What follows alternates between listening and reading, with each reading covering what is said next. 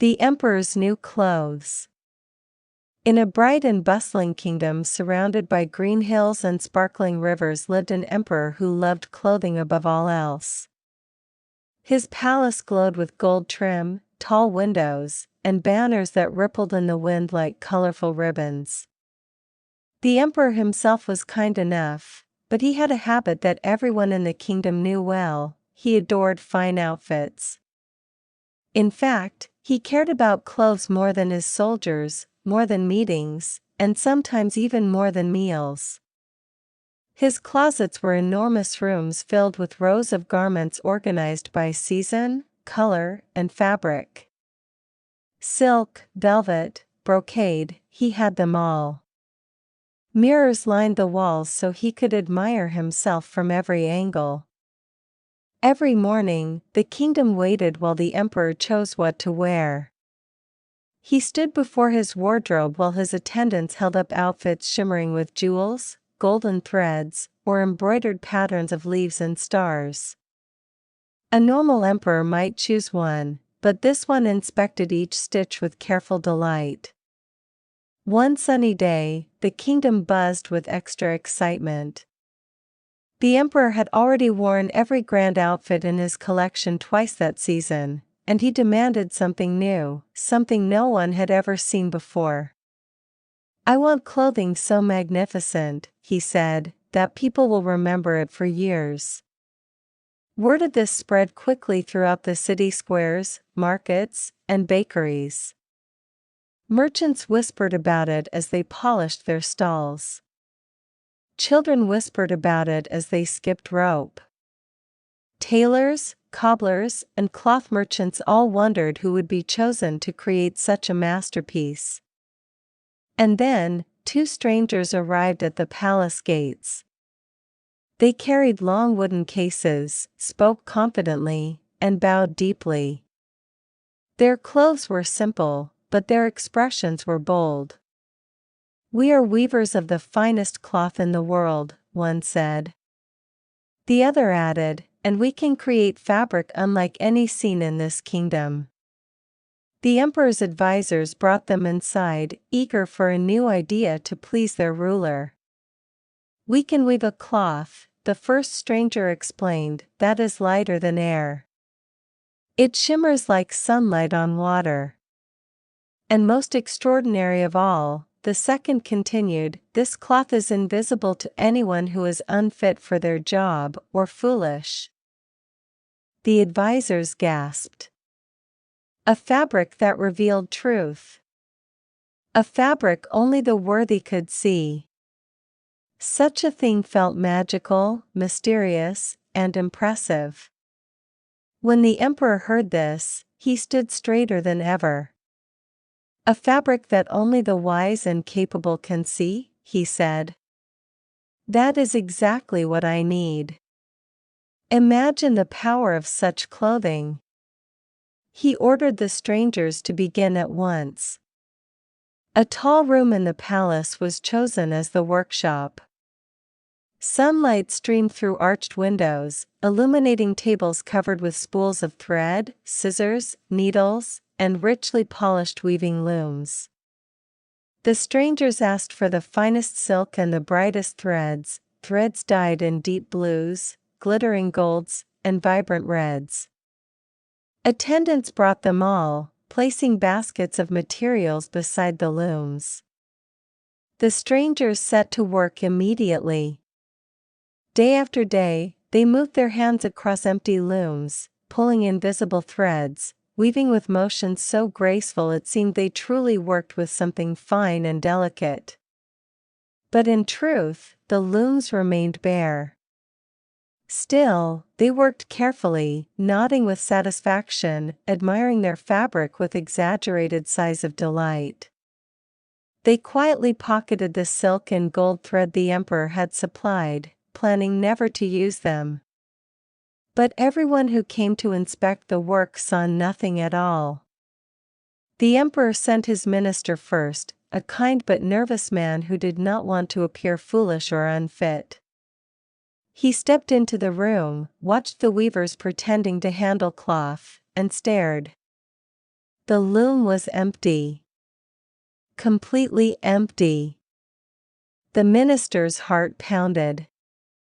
If I can't see the fabric, does this mean I'm unfit for my job?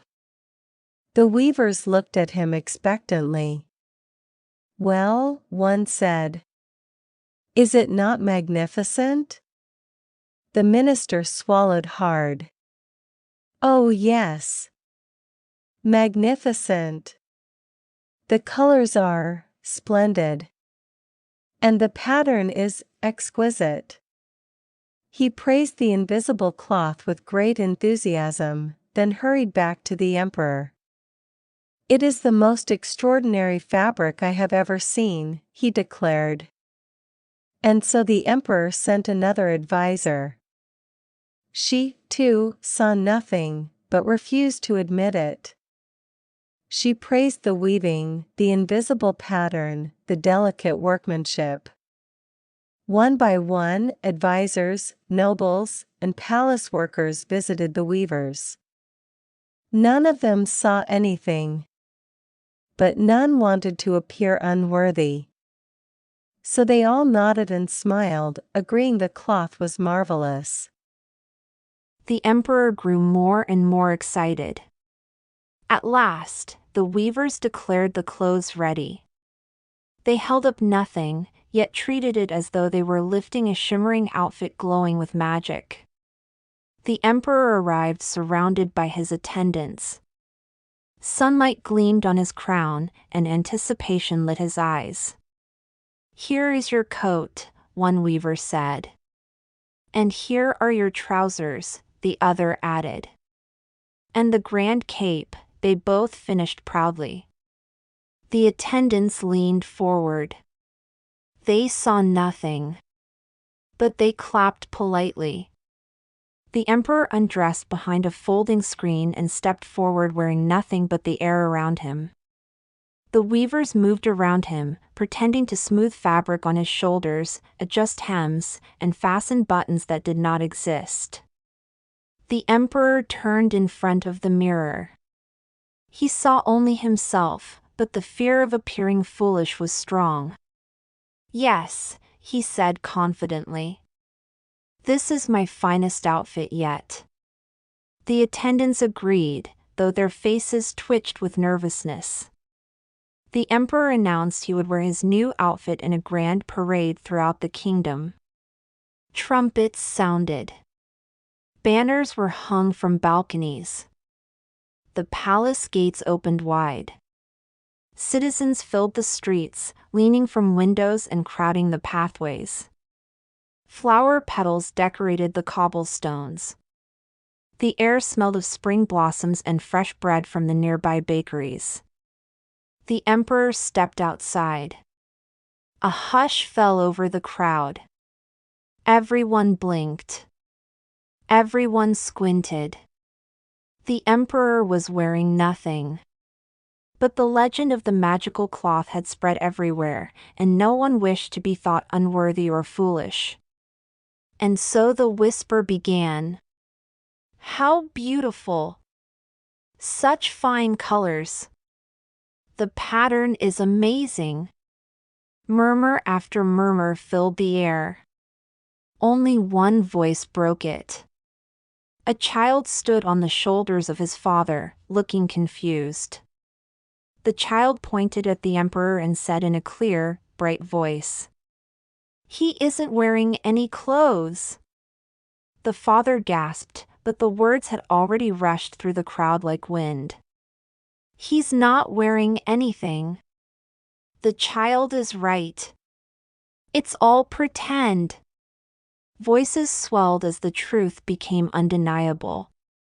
The emperor felt his face turn crimson. His heart hammered in his chest. He looked down. There was nothing to see but the sunlight on his bare skin. The weavers were nowhere to be found.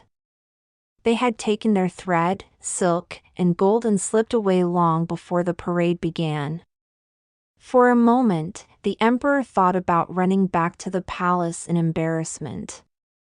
But then he straightened his posture. He lifted his chin. "I must finish the parade," he said quietly to his attendants. "The show must go on." And so he continued walking, step by careful step, surrounded by guards who now walked a little closer than before. That evening, the emperor returned to the palace wiser and far less interested in fancy clothing. He gathered his advisors and said, "I allowed my pride to blind me. Let us learn from this." From then on, he focused more on his people than on his wardrobe. The palace still held lovely clothing, but the emperor no longer sought the newest or the flashiest. He wore what was comfortable, and he spent more time helping his kingdom grow and flourish. And every year, on the anniversary of the parade, children in the kingdom laughed and remembered the day honesty became braver than pride. Moral of the story: pride can hide the truth. But honesty, even from the smallest voice, can reveal what everyone needs to see.